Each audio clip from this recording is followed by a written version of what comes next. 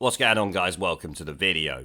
So we're going to be talking about a man that was convicted yesterday of planning terrorist attacks in London, who is actually from Luton. This guy has already evaded the police once, or should I say evaded the court system once, by lying at his first case in 2018, claiming he was going down to Buckingham Palace with a sword to commit suicide, rather than commit the terrorist offence that he later actually admitted to other people, as heard by secret recordings the police had made. But of course, this story brings questions as how the fuck he didn't get put down the first time around. Now, the BBC are running an article on it, and they also had a clip on their news show yesterday, which we will also take a look at, as it gives a lot more information than this article. Man convicted of planning terrorist attacks on London tourist hotspots. A man has been convicted of planning a terrorist attack at London tourist hotspots just over a year after he was cleared of attacking police with a sword outside Buckingham Palace. Jihadi fuckpig 28 from Luton spoke about targeting attractions including Madame Tussauds, the Gay Pride Parade and a tourist bus.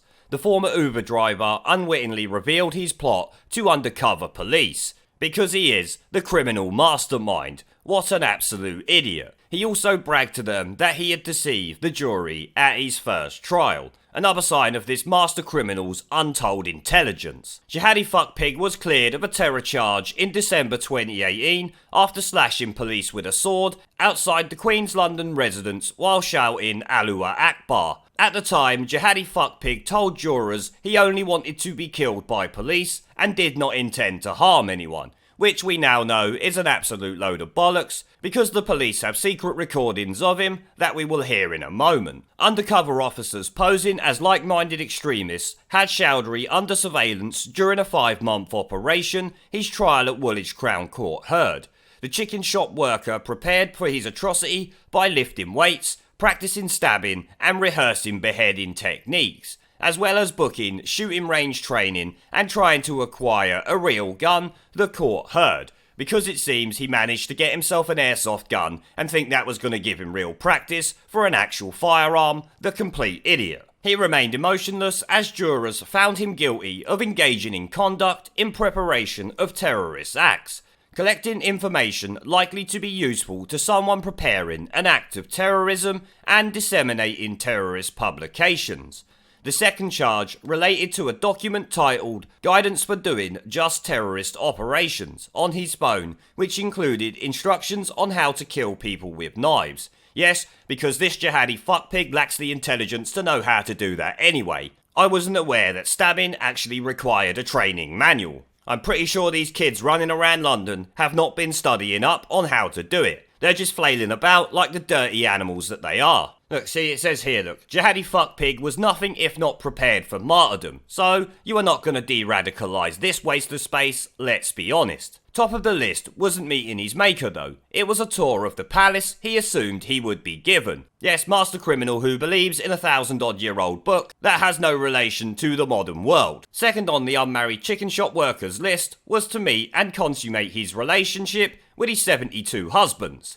Only later, 7th on the list, would he find time to meet God, and his 10th task in the hereafter was choose quests to embark on. So there you can see the wishes of a genius, you know. Albert Einstein levels of intelligence are clearly visible from this worthless jihadi fuckpig. It does just go to show how fucking delusional they are, and proves the government's hopes of de-radicalising these people are next to nothing. As I've said many times, you can't teach stupid. Jihadi fuckpig's cumbucket sister cried as she was convicted of 1 count for failing to disclose information about acts of terrorism and cleared of another count of the same charge. So she cried when she's going to get a couple of years in prison, but she wouldn't cry if her jihadi fuckpig brother went round trying to kill people. This is why you deserve to go down alongside him. The prosecution described his sister as loyal, much put on and long-suffering, but also as someone who was aware of all he was saying to her and what it meant. Because let's be honest, she is likely slightly more intelligent than this backwards jihadi fuckpig. I mean, it's not gonna take much, is it? He also dismissed his praise of the murder of Soldier Lee Rigby as jihadi banter. What the fuck?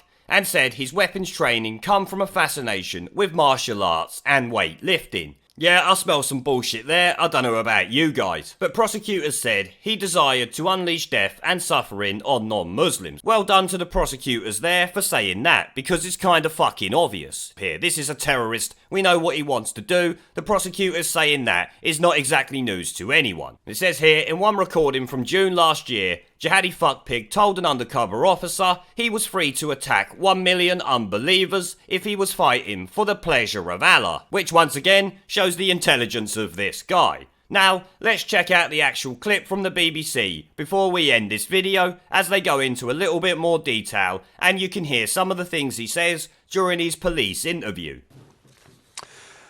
An Islamist extremist who boasted that he had lied to a jury which cleared him of plotting a terror attack outside Buckingham Palace has now been found guilty of planning a new terror attack.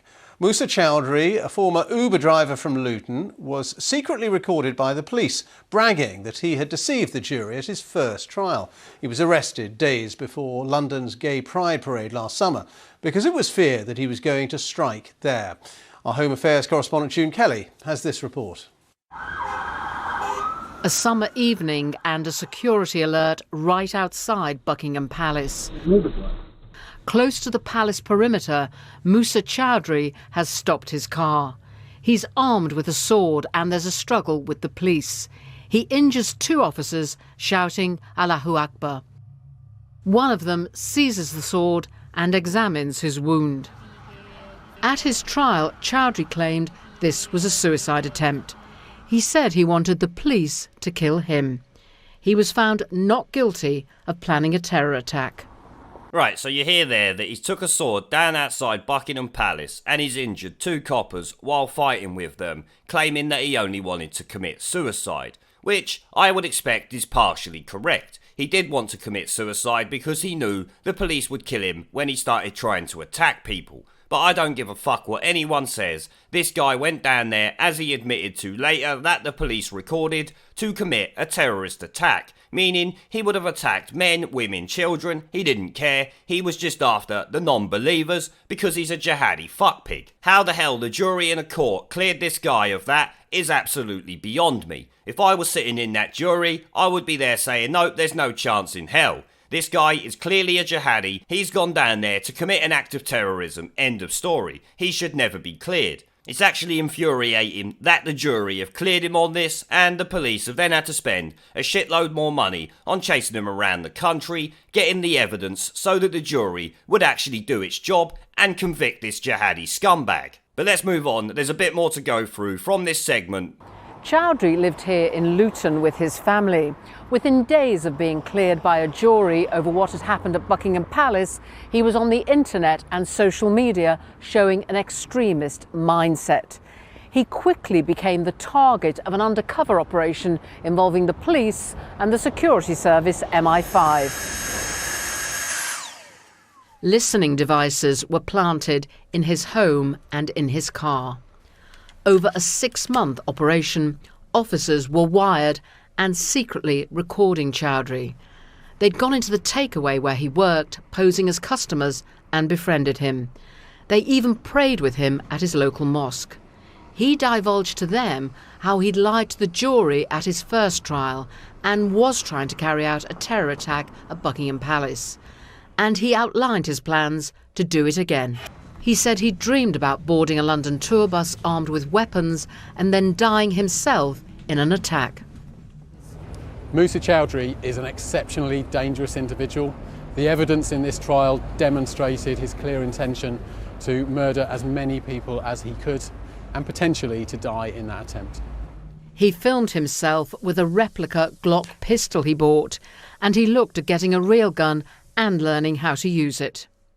He'd made a list of his priorities for his life after death in paradise. At number 7 was meeting Allah, number 2 was meeting all wives and naming and choosing the main 2.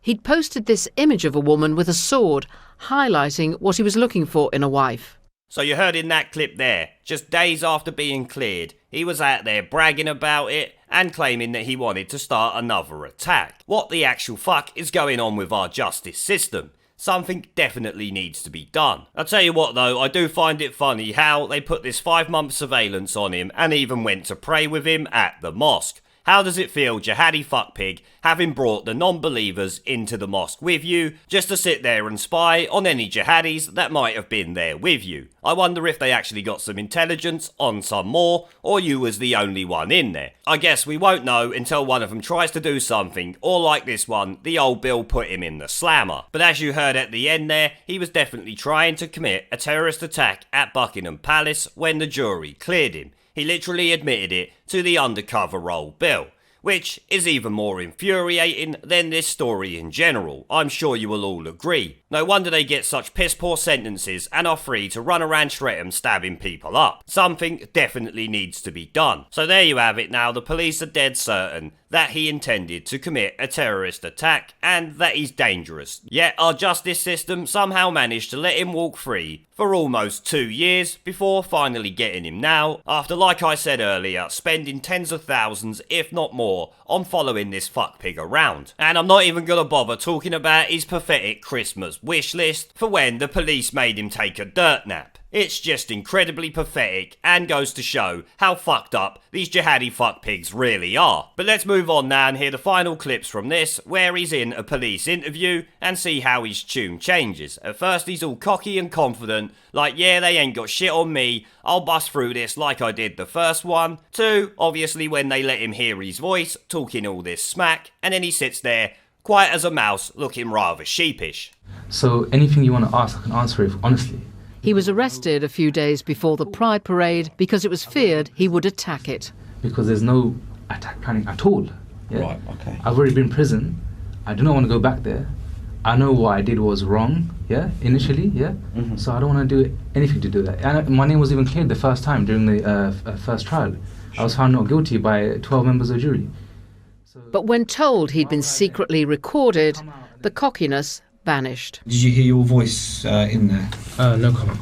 Police are suggesting that your voice is there, that is you speaking, and they refer to you as Musa, and that's you that they're talking about. No comment.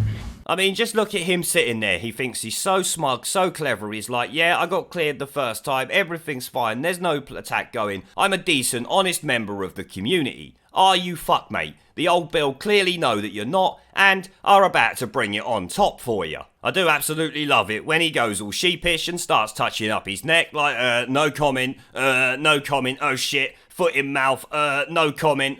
Fucking idiot. What an absolute tit this guy really is. You know what, before that moment he thought he was so smug and so clever, he thought, yeah, I can continue down my jihadi ways because I'm too clever for the British police. Guess what, fuckpig? Turns out you really wasn't. Now let's hear from his dumb fuck sister, who is going to be spending some time at Her Majesty's pleasure in a separate place to the jihadi fuckpig himself. So, 2 birds with 1 stone here, guys. Good news, I think you will agree. At his home, police found a knife under his mattress. He'd slashed a canvas wardrobe, practicing with it. There were also 2 training swords. They'd been bought from the bank account of his younger sister, Sneha Chowdhury. He was recorded telling her he needed to practice decapitation techniques. She's now been found guilty of failing to disclose information about acts of terrorism. 2.5 years on, the officers who first confronted Chowdhury outside Buckingham Palace have seen him convicted by a court.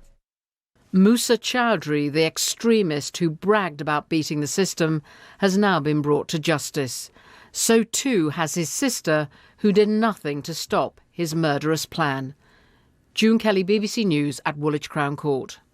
So we then hear about his jihadi spunk trumpet sister, who was buying him swords in order for him to practice to carry out his plans. This is, of course, you remember, the snivelling bitch that was crying when she got sent down. Maybe you shouldn't back jihadi fuckpigs, you worthless trout. You know, this country has given you the life that you are living, and yet you are willing to allow your fuckpig brother to come and attack members of the public. How fucking dare you sit there and cry in court, this guy is trying to kill people. It just goes to show, while some family members might not necessarily be jihadis like this twat is, Some of them could well help them or do nothing, which I suppose is the same as actually helping them do it. So it's not just the jihadis themselves that have to be watched, it could be their whole family, which means more and more money. The government definitely needs to do something about this. As to what they can do, I really don't know, but I think you will all agree something definitely needs to be done.